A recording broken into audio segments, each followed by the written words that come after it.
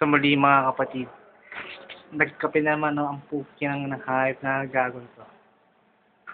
Tay gutom. Hindi kumakain yan. Inasa niya lang yung gutom niya sa kape. Kita mo, napaparaming niya sa mga pinagagawa niya. Kasi nga walang kain-kain yan sa buong maghapon. Yan mo, oh. Ayan, oh. Ganyan yung kaparaming mga Nepal. Tarantado mga yan. Meron kaibigan yan. Mutawa. Isa rin tarantado. Hindi rin kumakain.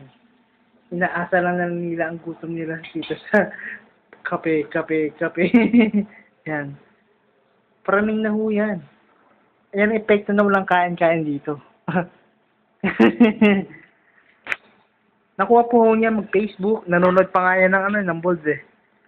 Nagda-download pa yan sa BioClip. Hindi ba naman tarantado ang gagong yan? Pero mabait naman yan. Mukhang abnormal lang. Sabi niya, criminal daw siya. Nung sinakal siya na arrow, wala siya nagawa.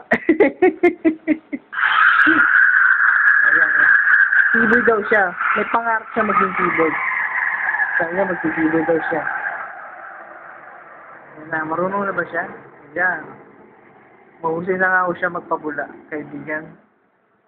Tingnan nyo, mukha ng putang na lang yan. Mukhang di papahuling buhay ah. Tangay na mo.